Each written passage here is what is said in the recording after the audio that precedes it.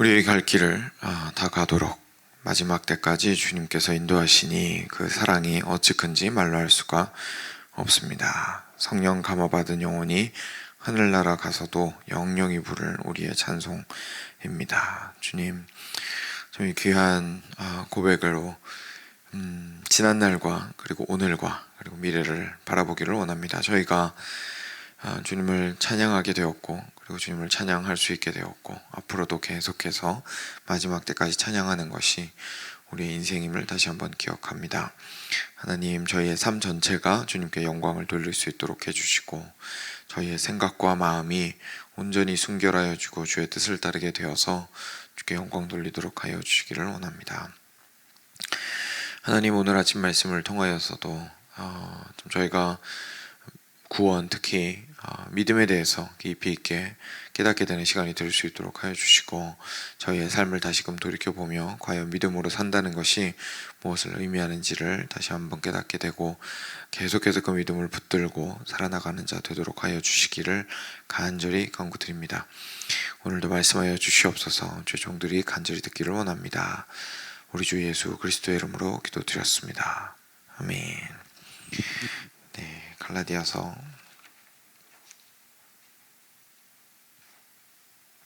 오늘은 3장 1절부터 9절까지입니다.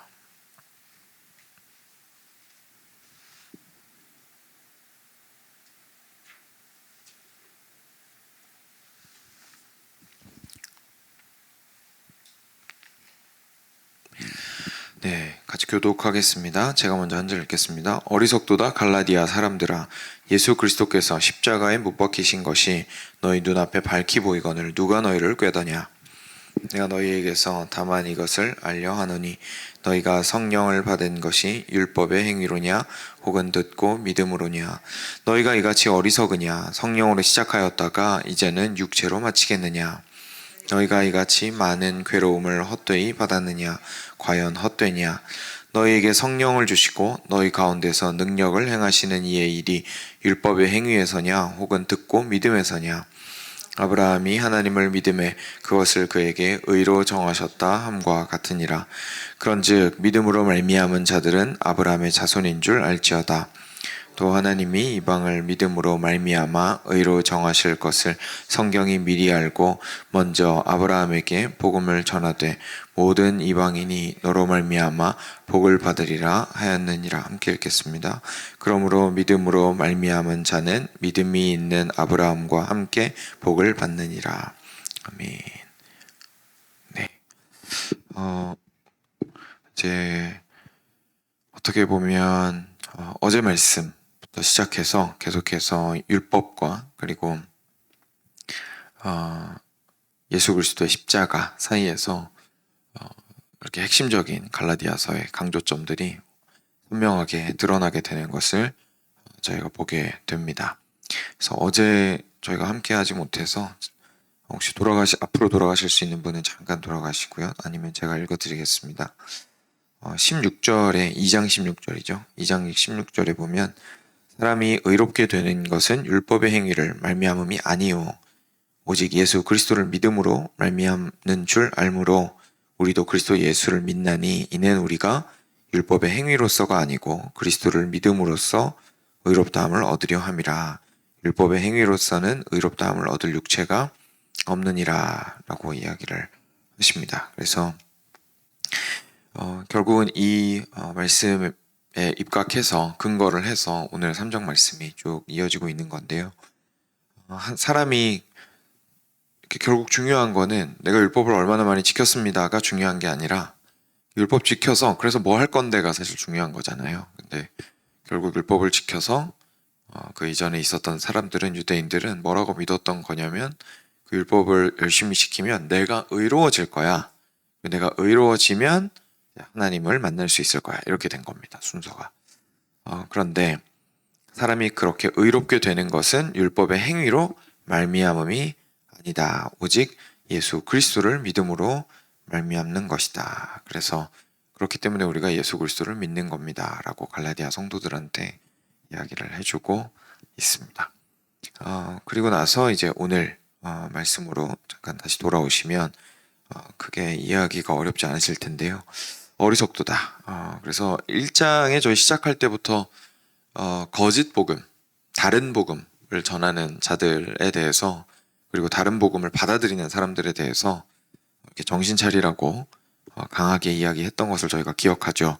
그래서 3장에서 그 앞에서 쭉 왜 우리가 율법으로는 의로움을 받을 수 없고 오직 예수님만으로 의로움을 받을 수 있는지를 이야기한 다음에 한 번 더 강조를 하는 겁니다. 어리석도다 갈라디아 사람들아, 예수 그리스도께서 십자가에 못 박히신 것이 너희 눈앞에 밝히 보이거늘 누가 너희를 꾀다냐라고 이야기합니다. 그래서 예수님께서 십자가에 못 박히신 거 뻔히 알고 있는데, 돌아가신 지 얼마 되지도 않았고 뻔히 알고 있는데, 그 예수님께서 도대체 뭐하러 그렇게 죽으셨겠느냐, 이런 얘기죠. 뭐하러 죽으셨겠느냐, 한번 대답해 보라. 과연 예수님께서는 왜 죽으신 것이냐. 예수님께서 죽으신 것은 이것도 역시 어제 말씀인데요, 19절에 나옵니다. 2장 19절입니다. 내가 율법으로 말미암아 율법에 대하여 죽었나니 이는 하나님에 대하여 살려 함이라. 내가 그리스도와 함께 십자가에 못 박혔나니 그런즉 이제는 내가 사는 것이 아니요 오직 내 안에 그리스도께서 사시는 것이라. 이제 내가 육체 가운데 사는 것은 나를 사랑하사 나를 위하여 자기 자신을 버리신 하나님의 아들을 믿는 믿음 안에서 사는 것이라. 내가 하나님의 은혜를 패하지 아니하노니 만일 의롭게 되는 것이 율법으로 말미암으면 그리스도께서 헛되이 죽으셨느니라. 그래서 맨 마지막에 그렇게 끝났죠. 예수님께서 만약에 우리를 하나님 앞으로 인도하시기 위해서 죽으신 게 아니라면, 그리고 예수님께서 우리를 죄로부터 구원하시고 의롭게 만들기 위해서 죽으신 게 아니라면 도대체 왜 죽으셨겠느냐, 이런 거죠. 그래서 죽으신 걸 뻔히 보았는데, 오늘 본문 첫 번째에 뻔히 보았는데 누가 너희를 그 사실로부터 꿰을 수가 있단 말이냐라고 다시 한번 예수님의 십자가를 바라보라고 촉구하고 있습니다. 그 다음에 2절입니다. 내가 너희에게서 다만 이것을 알려 하노니 너희가 성령을 받은 것이 율법의 행위로냐 혹은 듣고 믿음으로냐. 그래서 앞에까지는 사도 바울이 실제로 예수님께서 우리를 위해서 행하신 일들에 대해서 많이 설명을 한 다음에, 이제는 우리 쪽으로 와서 여러분들이 경험한 걸 우리 한번 생각해 봅시다, 이렇게 얘기를 하는 거죠. 여러분들이 경험하신 걸 한번 생각해 봅시다. 여러분들 성령을 받으셨는데 그게 그러면 여러분들이 율법을 다 잘 지켜가지고 성령이 오신 겁니까? 아니면 여러분들이 예수님을 믿는다고 고백해서 성령이 오신 겁니까? 라고 이야기하고 있는 겁니다. 그래서 특히 이때는 이렇게 말할 수 있었던 이유 중에 하나가, 굉장히 우리 같은 경우에는, 저희 같은 경우에는 좀 달라서 그렇게까지 강력하게 성령을 경험하지 못할 가능성도 있거든요. 그런데 이 당시에는 성령께서 오순절에서 성령께서 임하시고 나서 그 자리에 있었던 사람들이 여전히 지금 신앙생활을 하며 살아가고 있었죠. 그러니까 부정할 수 없는 사실로 유대인들과 이방인들에게 성령이 임하는 것들을 이 사람들이 경험하고 눈으로 본 사람들이었습니다. 그러니까 사도 바울이 그걸 근거로 해서 이야기하는 거죠. 여러분들 그거 보셨는데, 성령을 받으셨는데, 그럼 그거가 여러분들이 만약에 율법의 행위를 꼭 지켜야 된다고 말을 하고 있다면, 여러분이 그거는 결국 돌려 말하면 여러분이 율법 행위를 잘 했기 때문에 성령을 받았다는 얘기잖아요. 정말 그렇습니까? 이렇게 질문하는 거죠. 너희가 이같이 어리석으냐, 그걸 모르십니까? 이거죠. 바보같이 그걸 모르시나요? 성령으로 시작했다가 이제는 육체로 마치겠느냐. 그래서 처음에 이 모든 신앙의 여정을 시작하게 된 게 결국은 성령께서 오셔서 그때하고 확 불이 붙기 시작해서 이렇게 걸어가기 시작한 건데, 성령으로 시작했는데 이제 시간이 좀 지났다고 해서 성령 받은 거 다 까먹고 이제는 내 힘으로 하나님께 나아가야 한다, 율법을 애써서 지켜야 한다 라고 여러분들 말해야겠습니까? 완전히 이해를 잘못하고 있는 겁니다 라고 지금 책망하고 있습니다. 너희가 이같이 많은 괴로움을 헛되이 받았느냐? 과연 헛되냐? 그렇죠. 왜냐하면 사도 바울이 줄곧 이야기했던 내용인데요. 사실 고난과 고통 가운데에서 오히려 그리스도의 은혜가 더 크게 드러나게 된다라고 여러 부분에서 이야기를 했었습니다. 근데 만약에 율법을 내 힘으로 지킨다고 한다면 성도가 살아가면서 받는 그 고난이 무슨 의미가 있겠습니까? 왜냐하면 그 어려움 안에서 우리가 경험하게 되는 건 결국 율법 잘 지키기 힘들다는 거거든요. 율법 잘 지키기 힘들다는 거거든요. 그 하나님 뜻대로 살지 못했다라는 거 말고는 얻어낼 수 있는 게 아무것도 없죠. 거기에서 나는 실패하고 또 일어날 힘은 없고 여러 가지로 꼬꾸라지는 그 자리에서 과연 어떻게 정말 은혜를 받으면서 살아갈 수가 있겠습니까? 그러니까 그게 없다면, 은혜가 없다면 고난은 아무런 의미가 없는 거죠. 그래서 여러분들 헛되이 고난 받았습니까? 근데 진짜 그게 헛됐습니까? 한번 돌아보시면 그리스도 좀 더 저희가 묵상을 해보자면 여러분들 예수님께 더 가까이 나아갈 수 있지 않았겠습니까? 이렇게 이야기를 하고 있는 거죠. 5절입니다. 너희에게 성령을 주시고 너희 가운데서 능력을 행하시는 이의 일이 율법의 행위에서냐 혹은 듣고 믿음에서냐. 그래서 하나님께서 성령을 주셨고 그리고 교회 안에서 능력을 행하고 계신데 그러면 하나님께서 행하시는 그 모든 능력도 당신들이 율법 잘 지켜서 그렇게 능력을 행하셨다고 지금 말씀하시는 겁니까? 라고 사도 바울이 이야기하고 있습니다. 그러니까 여기까지 보면요. 사도 바울이 얼마나 강력하게 율법의 행위로 구원받을 수 있다라고 이야기하는 세상에 대해서 강력하게 책망을 하고 있는지를 볼 수가 있습니다. 여기에서 저희가 방금 읽었던 부분 중에서 이런 표현이 있었습니다. 여러분들이 성령으로 시작했다가 육체로 마치겠습니까? 이렇게 이야기를 했거든요. 근데 저희가 보통 육체, 육신 이런 얘기하면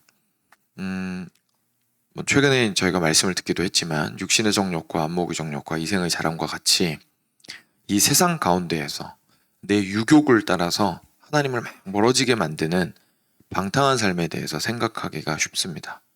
근데 방금 여기서 보셨지만 여기서 말하는 육체의 길로 마치려느냐? 라고 했을 때 육체는 어떤 모습입니까? 율법을 잘 지키는 모습입니다. 그죠? 율법을 잘 지키는 모습입니다. 근데 그걸 뭐라고 표현했냐면 육체라고 표현을 한 겁니다. 다시 말해서 아주 쉽게 이해하시기 위해서는 탕자의 비유로 돌아가서 다시 생각해 보시면 됩니다. 우리가 보통 육신에 속한 것 이러면 둘째 아들만 생각하거든요. 자기 하고 싶은 거 못 견뎌가지고 술도 마시고 마음대로 마시고 싶고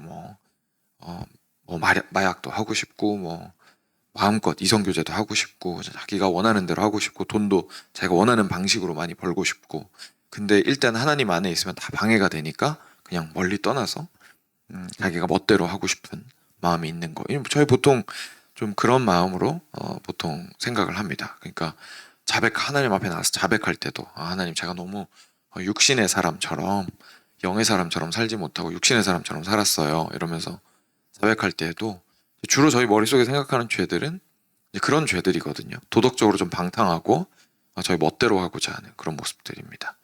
근데 하나님의 뜻대로 살고자 애쓰는데 내가 그 율법을 다 지키면 이 일을 행하면 내가 하나님께 갈 수 있을 거야 라고 생각하는 걸 지금 뭐라고 얘기하냐면 육체라고 얘기하는 겁니다. 다시 말해서 첫째 아들입니다. 첫째 아들. 왜냐면 첫째 아들 기억하시겠지만 둘째 아들이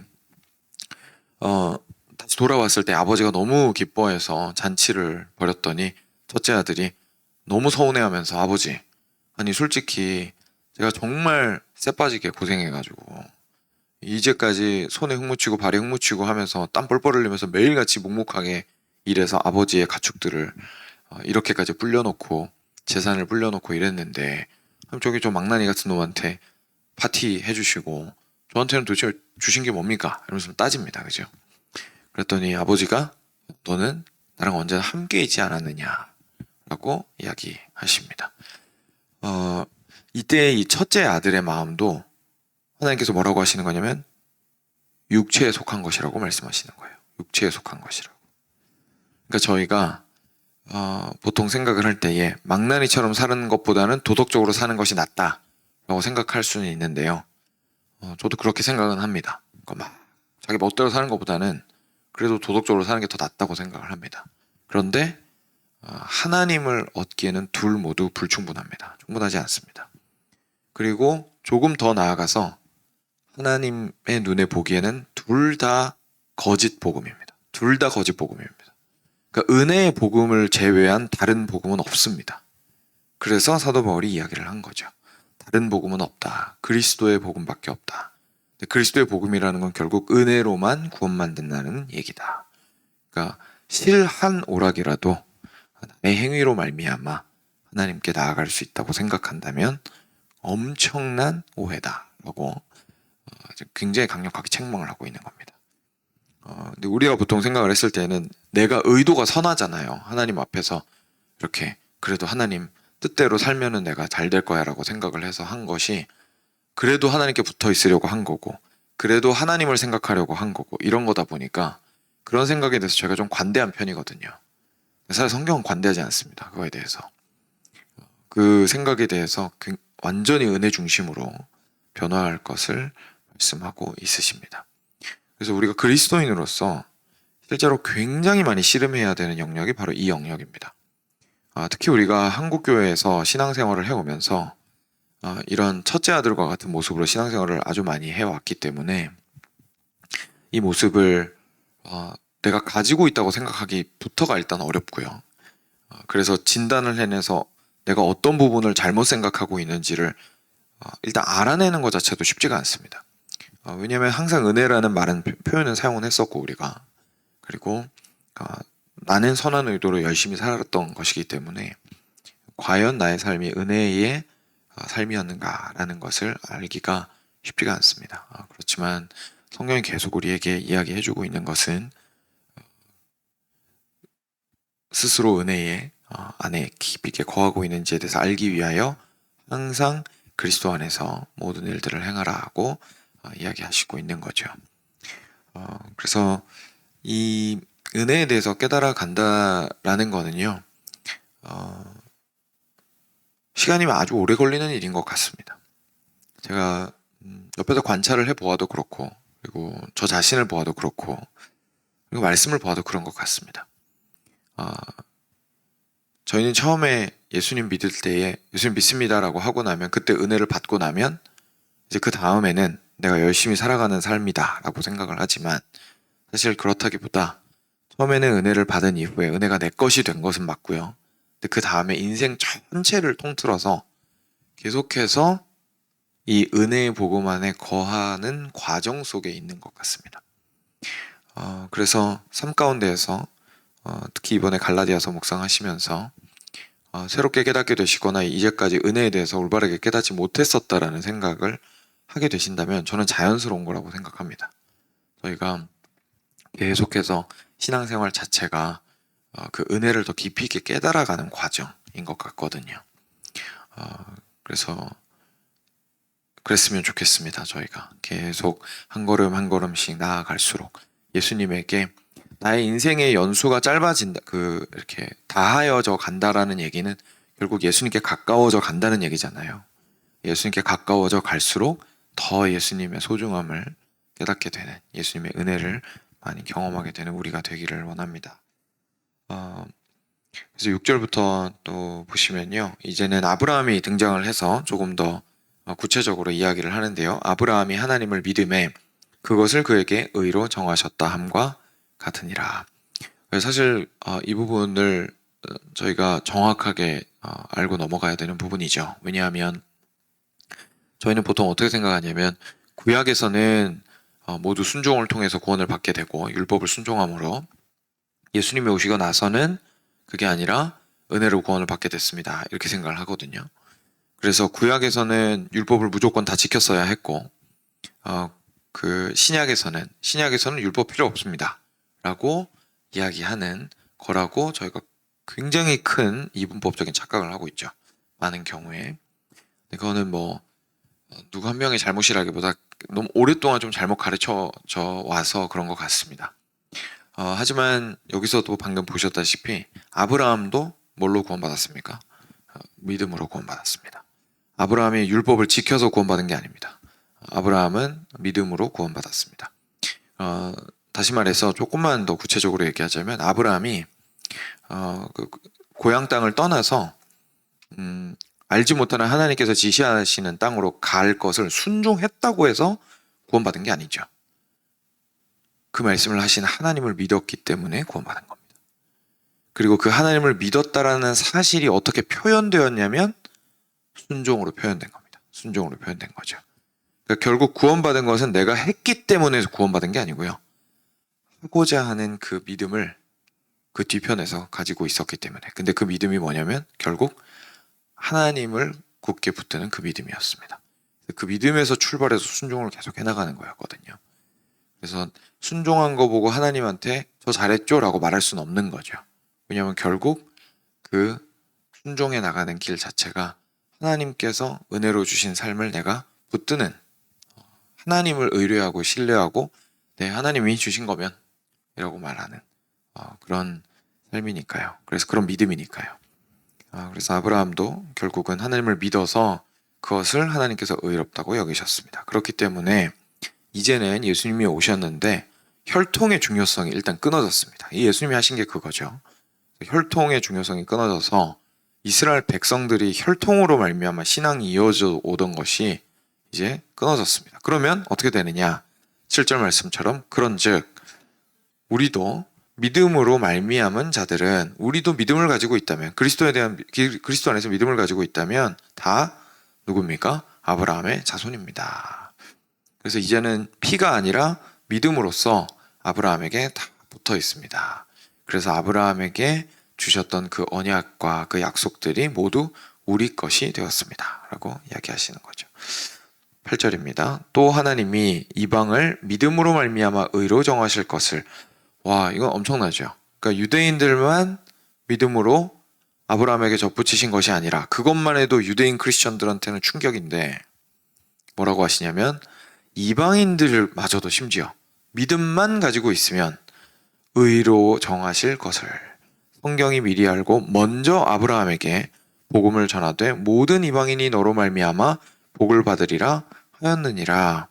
구약에서 창세기 12장에서 하나님께서 아브라함한테 나타나셔서 얘기하실 때 아브라함한테 뭐라고 그러십니까? 특히 나중에 새로운 이름 주시면서 내가 너로 열방의 아비가 되리라 라고 말씀하십니다. 그러니까 그때부터 이방 민족을 향해서 아브라함에게 주셨던 그 약속과 축복이 뻗어나갈 것을 얘기하셨던 거예요. 이미 그때부터.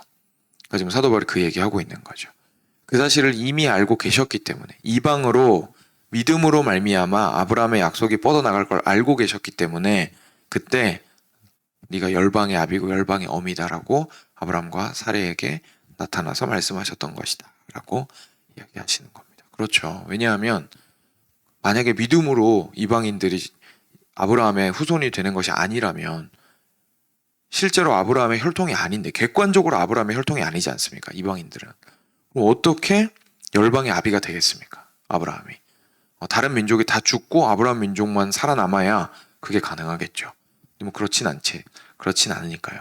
그래서 혈통에서 나오지 않았는데도 불구하고 하나님께서 계속해서 그 약속을 이어가실 것을 이야기하셨다는 것에서 우리가 정말 하나님 앞에서 믿음으로만 의롭다함을 받는구나 라는 생각을 하게 된다는 말입니다. 그래서 9절입니다. 그러므로 믿음으로 말미암는 자는 믿음이 있는 아브라함과 함께 복을 받느니라 라고 이야기하시죠. 사랑하는 여러분, 이게 정말 저희들에게는 참 소중한 진리입니다. 왜냐하면 이것이요 저희들한테 주는 자유가 있습니다. 갈라디아서 1장에서 저희가 그 이야기했듯이, 제가 짧게 처음에 인트로덕션에서 말씀드렸듯이 그리스도인의 자유의 대헌장이라고 불리는 이유가 있죠. 우리가 생각하는 자유는 아까 말씀드렸던 것처럼 두 번째 아들 탕자처럼 살아가는 게 자유라고 생각할 때가 많습니다.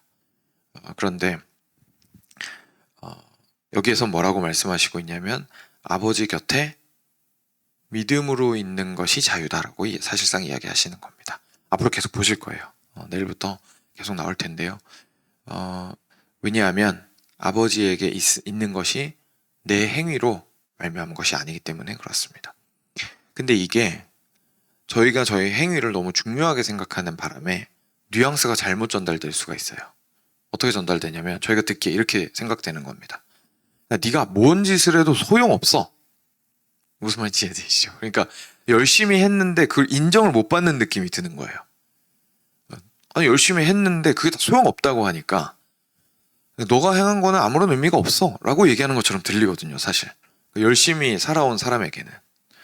그래서 이 은혜의 복음을 받아들일 때에 오해가 생길 수 있고 또 굉장히 받아들이기 어려운 부분들이 있는 겁니다. 근데 하나님께서 말씀하신 게 그게 아니에요. 소용이 없다라는 얘기가 아니고 그 시작점과 결과가 뒤집어졌다는 얘기를 하고 계신 겁니다. 아까 말씀드렸던 것처럼 아브라함도 순종했습니다. 그죠? 근데 문제가 순종을 해서 의롭다함을 받은 게 아닌 거예요. 근데 의롭다함을 받았다라는 그 이야기를 다른 말로 돌려 말하면 저희가 이제 소모임에서 이번 달 소모임에서 복음이란 무엇인가 시리즈가 완료가 됐는데 혹시 잘 기억하고 계시다면 의롭다함을 받았다라는 걸 다른 말로 표현하면 우리가 자녀가 되었다는 거잖아요. 그러니까 우리가 하나님 아버지의 자녀가 되기 위해서는 아브라함처럼 순종해야 돼. 이렇게 생각을 하고 있던 게 이제 바뀐다는 얘기입니다. 내가 하나님께서 먼저 나를 품어주셨구나. 언제 품어주셨냐면 예수님을 믿었을 때. 예수님을 믿자마자 난 아무것도 안 했는데 하나님께서는 나한테 아들이야 딸이야 라고 말씀해 주셨구나. 그리고 나서 아들답게 살아갈 수 있도록 해주신 거구나 라는 것을 깨닫게 된다는 얘기입니다. 이렇게 되면 내 행위의 의미가 완전히 달라집니다. 만약에 첫째 아들이 혹시 실수해가지고 양이나 염소를 한 서너 마리 잃어버렸어요. 관리를 잘못해서. 한번 상상해 보시면. 그럼 이 아들은 어떨까요? 어떻게 할까요? 아버지 속이겠죠. 그죠? 그잖아요. 왜냐하면 내가 지금 하고 있는 이 일의 능력이 아버지한테서 사랑받게 만든다고 철석같이 믿고 있으니까 사랑을 자기 능력을 계속 증명을 해야 되잖아요. 그러니까 아버지한테 거짓말 하겠죠. 그래서 내가 잘못한 게 아니라 뭐 이리가 와가지고 물어갔다든지 아니면 그냥 숫자를 속인다든지 장부 고쳐가지고 그런 식으로 다가가게 될 겁니다. 그러니까 눈을 가리고자 하는 거죠. 척하게 되는 거죠. 그리고 아버지가 너무 나를 힘들게 할 때 아버지를 이해하려고 하는 게 아니라 그리고 아버지한테 가서 질문하고 그래서 풀려고 하는 게 아니라 아버지가 하는 일을 무조건 해내야 되니까 뒤에 가서 엄청 궁시렁대면서 하겠죠. 그래서 진짜 힘들어 죽겠는데. 가끔은 본인이 아파서 쓰러질 때도 있을 거예요. 그렇죠? 막 감기도 걸리고 팬데믹 왔을 때 코비드도 걸리고 했을 거 아닙니까? 첫째 아들은 어떻겠습니까? 죽어도 나가는 겁니다. 죽어도 나가는 거예요. 근데 마음에 뭐가 있냐면 양을 사랑해서 나가는 게 아니라 너무 무서운 거죠. 내가 이거 오늘 하루 아파가지고 결근하면 아버지한테 능력치 인정을 못 받아서 의롭다함을 못 받을 텐데 그럼 아버지가 나 집에서 쫓아낼 텐데 너무 불안한 거예요. 아픈 것도 제대로 아프지도 못해요. 그게 첫째 아들의 모습인 거죠. 그렇지만 온전히 하나님 앞에서 무엇으로 내가 아들이 되었는지 딸이 되었는지를 아는 사람, 은혜로 됐다라는 것을 아는 사람은 전혀 다른 모습을 보이게 될 겁니다. 그래서 이제 시간이 많이 되어서요. 마무리를 하면서 한번 묵상해 보시고 생각해 보셨으면 좋겠습니다. 내가 과연 나의 신앙생활을 할 때에 과연 나는 순종함으로 의롭다함을 받았다고 생각하는 것처럼 살고 있는가? 아니면 전 믿음으로만, 그래서 예수님을 믿음으로만, 그죠? 이 믿음이라는 게 내가 세게 믿었다 이런 뜻이 아니라 예수님을 믿음으로만 온전히 내가 의롭다함을 받았다고 믿고 아들과 딸답게 기쁨으로 살고자 하고 있는가라고 한번 질문해 보시면서 묵상해 보시면 좋을 것 같습니다. 네, 같이 기도하겠습니다.